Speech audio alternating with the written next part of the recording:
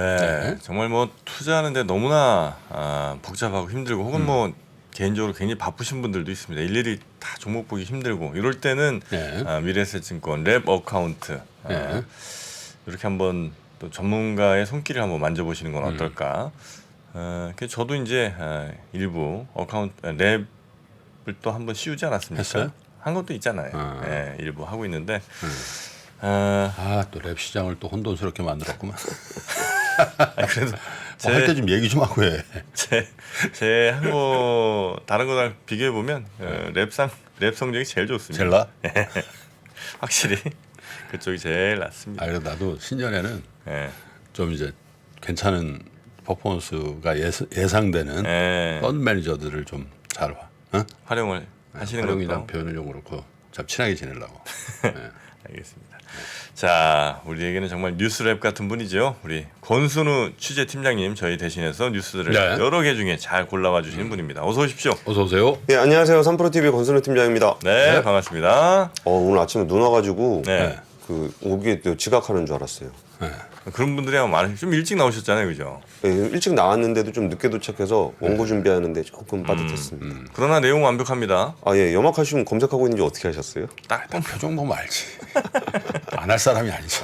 충성심에 눈이 반짝반짝 빛나는. 뭐예요? 회사가 동양제철로 하기에? 아, 근데 염화칼슘은 중국에서 수입하는 비중이 99%. 그래.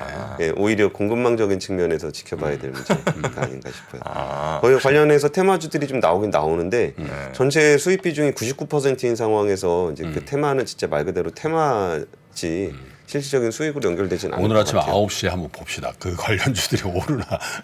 폭설 관련주. 저는 순간적으로 이렇게 보험주가 좀 안 좋을라나 뭐 그 생각을 잠깐 사고가 좀 많이 나면 사고가. 네, 손보. 손해율이 또 높아지고. 근데 또 이렇게 눈 오면 또 안전운전들 근데 하시잖아요. 간선도로 탄 분들 나는 뭐 그렇게까지 막 빙판이 돼. 근데 모르지 이제 오늘 기온이 좀 떨어지면 이제 퇴근길에 빙판이 될 수도 있으니까. 근데 이럴 때 그 손보업계 더 안 좋아지지 않을까 이런 이제 걱정하잖아요. 정프로 한 단계 더 나갑니다. 아니다. 오히려 이럴 때 결국 손보들이 이익을 남기는 건 이 특약 쪽이다.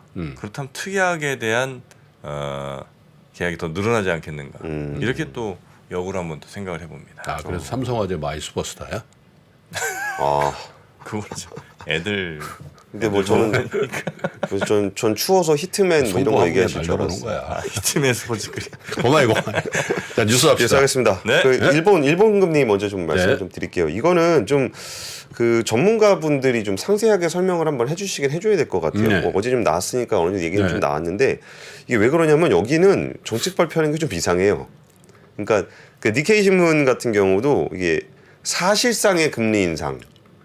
사실상 기준금리를 건드린 건 아니니까. 그러니까 뭐 인상이면 인상이면 아니면 아니지 뭐 네. 사실상의 금리 인상은 뭐냐라고 해서 이걸 부분으로 좀 나눠서 좀 설명을 좀 드릴게요. 이게 우리가 일반적으로 얘기하는 기준금리라고 얘기하는 건 단기 금리잖아요. 그렇죠. 근데 일본은행의 단기 금리는 마이너스 0.1%로 유지 네. 이렇게 돼 있고요. 그리고 여기는 또 그 장기 금리도 일본은행은 직접 통제를 해요. 어허. 그래가지고 그거를 수익률 곡선 통제라 그래서 YCC라 그러는데 일드 커브 컨트롤이라고 그러죠. 예. 그것도 그 10년물 국채 금리를 이제 0% 언저리에서 움직이지 않도록 움직이게 되면은 국채를 사거나 아니면 네. 팔거나 그러는데 매입 상한을 두지 않아요. 그러니까 무한정으로 사들이겠다는 얘기인데 예. 이것도 규모를 한정하지 않았어요. 매입 상한도 풀지 않았어요. 그러니까 이것도 별 문제는 없었죠. 근데 10년물 국채금리 변동 허용 범위라는 게 또 있어요. 그러니까 YCC를 할 때 이게 어느 정도까지 움직이느냐에 대한 거를 이렇게 한도를 잡는 건데 그거를 움직인 거죠 어제. 근데 그것도 0.25에서 0.25, 그러니까 플러스 0.25에서 마이너스 0.25 사이로 움직이던 건데 네. 이거를 플러스 0.5, 마이너스 0.5 네. 범위만 좀 넓혀준 거예요. 범위를 넓힌 거죠. 위아래 방향은 없고. 위아래도 이제 양방으로 같이 넓힌 거니까. 네. 그러니까 이게 근데 요거만으로도 이제 사실상 금리 인상이다라고 얘기하는 게 그러니까 일본 거는 차트를 보실 때 단기 차트를 보시면 큰 의미가 없습니다. 네. 그래서 지금 일본 기준금리 차트 가지고 왔는데 금리가 요래요. 여기 2000년대 이후에 금리라는 건 큰 의미가 없습니다. 기준금리를 보면. 저 일본 BOJ 직원들은 뭐 하는 거예요 그러면? 거의 그 사우디의 일기예보 같은 거죠. 오늘은 말습니다. 뭐하고 월급을 뭐하고 받는 거야 저거.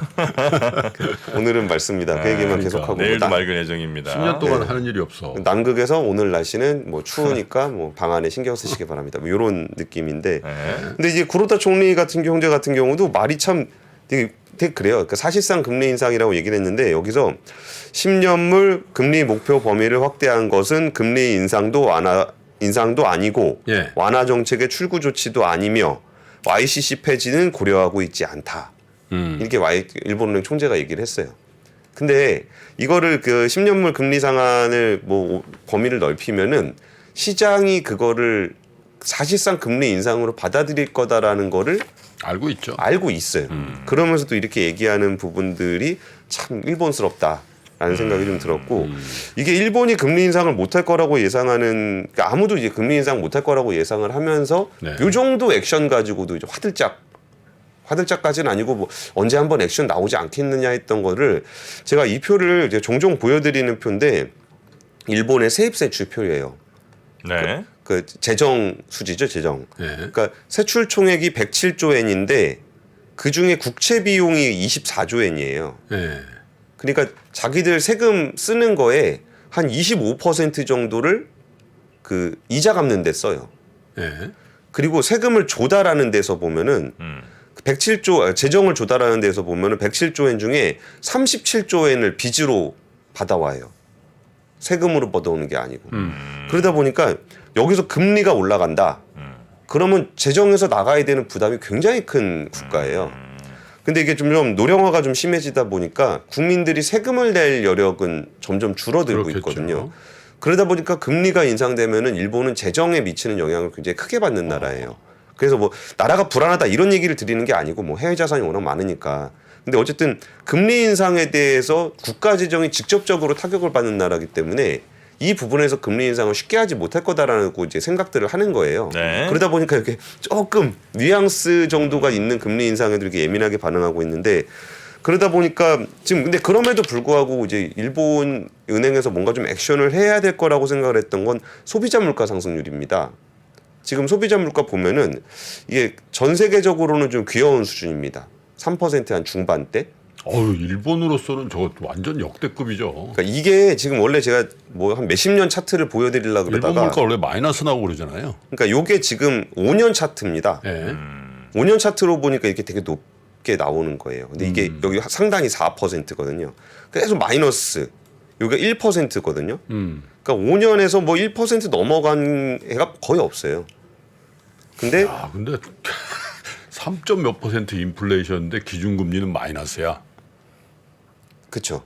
야, 저런 나라는 유사일에 있지도 않고 앞으로도 없을 것 같은데. 근데 또 저럴 수도 있죠. 혹시라도 금리 올렸다가 물가 떨어지는 거 아니야? 이렇게 걱정을 할 수도 있는 그런 나라인데 여기가 올해 1월까지만 해도 1% 언더였어요. 이게 보시면은 이게 1% 언더잖아요. 예. 근데 이게 지금 4월부터 5개월 연속 2%하고 9월에 3%를 넘어섰는데 잃어버린 30년, 1991년 이후에 3%대를 처음으로 봤습니다. 예. 그러다 보니까 이제 이게 정말 일본은행도 금리를 좀 올려야 되는 거 아니냐라고들 좀 우려를 하고 있다가 드디어 금리 인상 비슷한 느낌을 주니까 엔화가 갑자기 툭 떨어졌습니다. 발표하자마자 한 137엔에서 4엔 떨어졌고 엔화가 오른 거죠, 그죠? 가치가 올랐죠. 그러니까 달러 환율이 단위는 거죠. 떨어진 네. 거니까. 네. 니케이 지수가 보시면 점심 딱 먹고 와서 이게 여기는 점심 유장이 있거든요. 점심 먹고서 푹 빠졌습니다. 그래서 딱 점심 때 발표했나 보죠. 예. 이런 점심 먹다가 벤또 먹다가 아이고 막 들어갔겠네. 이게 보통 도시락 폭탄이라고 보통 얘기하잖아요. 그러니까. 그 일본 금리는 좀 이렇게 된 상황이라 이게 너무 이렇게 미묘하게 움직이는 거를 해석을 해야 되니까 이거는 전문가들이 좀 더 디테일하게 점검을 해주실 필요가 있지 않을까 싶어요. 일본 저분을 한번 모셔야 되겠네. 미주은행의 그 전문의 있잖아. 미주은행. 네, 미주은행 전문의 한번 모셔서 들어보죠. 네. 네. 자, 그러면 이제 두 번째 뉴스로 넘어가 보겠습니다. 예, 두 번째 뉴스는 이창용 총재가 물가 관련해서 어제 강의를 했습니다. 기자들을 상대로. 강의요? 보통 이제 우리 교수님이라고 많이 부르잖아요. 이창용 총재를. 어. 그러니까 이게 한국은행에서 물가 안정 목표 운영 상황을 1년에 2번 발표를 해요. 네. 6월에 한 번, 12월에 한 번 발표를 하는데 제가 예전에 한국은행 출입할 때는 이거 되게 무의미한 브리핑이었거든요. 뭐 2%가 되기 위해 노력하겠습니다. 맨날 1%, 0% 그러니까 2%가 되기 위해 노력하겠습니다만 매번 앵무새처럼 반복하던 회의예요. 물가 안정 목표 운영 상황 점검 보고서. 근데 지금은 물가가 굉장히 좀 중요해졌잖아요. 그러다 보니까 좀 굉장히 관심을 많이 받게 됐는데 이게 좀 느낌이 뭐 이거는 사실 한국은행이 주기적으로 하는 브리핑이니까 이제 그럴 수 있다 생각하는데 얼마 전에 FMC에서 그 파월 의장이 물가 관련해서 굉장히 상세하게 강의를 좀 했었잖아요. 네. 뭐 이런 물가가 있고 저런 물가가 있고 뭐 그런데 뭐 상품 물가는 뭐 잘 안 올라 세 가지로 구분했죠. 네, 그래갖고 뭐 소비자 물가는 잘 안 내리니까 좀 어렵다 뭐 이런 식의 강의를 좀 했었잖아요. 근데 이게 뭐 정해진 스케줄이었을지 모르겠지만 연준에는 독립적이지 않다고 했던 이창용 총재가 비슷한 시기에 또 물가 관련해서 얘기를 하니까 좀 특이한 장면이었습니다. 일단 당분간 5% 내외 상승률 이어갈 거라고 좀 얘기를 하는데 오름세는 점차 둔화될 거다. 우리가 예상할 수 있는 거고요.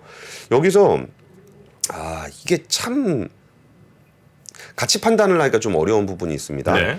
향후 물가 경로상 유가와 환율 흐름, 전기료 등 공공요금 인상 정도와 국내의 경기 둔화 정도 등이 불확실성이 높은 상황이다. 이렇게 얘기를 했는데 이게 어떤 거냐면은 지금 국제 에너지 가격이 조금 내려와 있다라는 건 다들 아실 거예요. 그게 우리한테 이제 물가 부담을 좀 적게 주는 건 사실인데 그리고 그 물가 부담을 떠안고 있는 중요한 기관이 한국전력입니다. 한국전력이 에너지는 비싸게 사오면서 전기요금 인상을 안 하면서 거기서 적자를 떠안고 있고 이 부분이 소비자들의 주머니에서 돈이 나가야 될 전기요금을 안 받고 있는 거기 때문에 한국전력이 지금 그 부담을 떠안고 있는 상황이에요. 그렇죠. 에너지 가격이 줄어든 건 맞지만 한전의 부담은 이제 지속 가능하지 않다라는 걸 다들 예상하고 있고 그러면 내년이 되면은 이제 한국전력에서 내놨던 얘기는 올해 한 19원 정도 올렸던 전기요금을 한 50원까지는 올려야 된다. 킬로와트 시당. 이라는 얘기를 하고 있어서 이게 50원까지 오르진 않더라도 내년도 전기요금 인상이 불가피하다라는 거는 대부분 어느 정도는 마음의 준비를 하셔야 될 거예요. 네. 그러면은 공공요금이 인상이 돼서 물가를 자극할 가능성이 있어요. 그게 원재료가 되니까. 원재료 가격은 좀 내려와 있는 추세인데 네.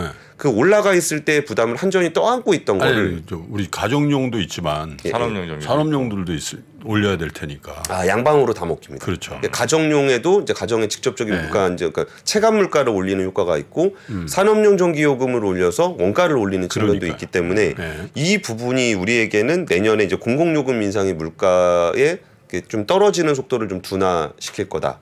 이거는 이제 미국에서는 볼 수 없는 모습이죠. 우리나라만의 좀 독창적인 모습입니다. 그리고 이제 올해 소비자 물가는 5% 정도 상승을 했었고 이게 뭐 다들 아실 거예요. 글로벌 경기 둔화로 하방 압력이 좀 유가 같은 경우는 이제 하방 압력이 커지긴 했지만 요새 오펙을 중심으로 김프로님 말씀하셨던 것처럼 에너지 가격 웬만하면 낮추지 않으면서 버티려는 그 체제가 굉장히 필사적으로 공고해요. 버티겠죠. 예. 거기는. 그리고 뭐 네옴시티니 뭐 카타르 올림픽 280조니 뭐 이런 얘기들이 그거를 이제 탈석유 이후를 준비하기 위한 프로젝트를 하려면 지금 어떻게든 팔 수 있을 때 비싸게 그렇죠. 팔아서 그 돈 모아가지고 경기장 만들고 도로 만들고 뭐 더라인 뭐 네옴시티 이런 거 만드는데 써야 되기 때문에 네. 이 부분에 대해서 유가가 어느 정도까지 떨어질지를 예상하기는 좀 어려운 상황입니다. 여기서 이제 이창용 총재하고 일문일답 좀 몇 가지 좀 소개를 해드리면 일단 디레버리징 해야 된다 우리나라. 특히 가계부채 디레버리징 해야 되는데 이거는 금리만 가지고 할 수 있는 건 아니고 주택금융의 구조적 형태를 바꿔야 되는 부분들이 있기 때문에 중장기적인 측면에서 좀 디레버리징을 해야 되는 거고 이거는 방향성을 맞게 가져가야 되는 거다라는 거고요. 그리고 이제 11월 경제 전망 당시와 내년 물가 전망 조정 가능성에 대해서는 뭐 11월 전망 때는 전기요금을 올해 인상폭 정도로 예상을 했는데 지금 보니까 그보다 더 오를 것으로 보인다. 네. 그러니까 내년에 공공요금 인상이 좀 더 셀 거다라는 얘기고요. 그리고 이제 그 미국에서 2024년부터 금리를 인하하기 시작하려고 하는 관측이 나오는데 한국은행이 연준보다 먼저 움직일 수 있냐라는 얘기를 했더니 그 부분에 대해서는 시기상조다. 그런 얘기 자체가 뭐 시기상조고 이 얘기도 좀 재밌었어요. 한국은행이 연준으로부터 독립적이지 않다라는 의미를 얘기를 하긴 했는데 그게 무슨 패그하듯이 기계적으로 따른다는 얘기는 아니고 네. 경제 구조상 금리 결정이 이제 외환 시장에 주는 영향이 크기 때문에 이 부분이 있다라는 얘기를 한다고 봅니다. 그러니까 한국의 금리하고 미국 금리가 지금 금리 차가 좀 있잖아요. 그럼 우리에서 자금 유출에 대한 걱정이 좀 있고 근데 그거의 또 반대편에는 우리나라 환율이 예전에 1,100원, 1,200원 움직이던 게 1,300원 가 있는 것도 있습니다. 그러니까 금리 차가 예전에 뭐 1,100원, 1,200원 대 금리 차 이만큼 나는 거하고 1,300원 대 금리 차 이만큼 나는 건 또 다르거든요. 그래서 우리가 환율로 버틸 거냐, 금리로 버틸 거냐 이런 상황이 있기 때문에 그거는 좀 종합적으로 고려를 해야 된다라는 좀 얘기를 좀 하고 있습니다. 네. 그 얘기를 구로다 총재도 어제 몸으로 보여준 거죠. 그렇죠. 미국과 연계성이 있으니까 0.5%로 올리는 거 아니에요? 아, 그렇죠.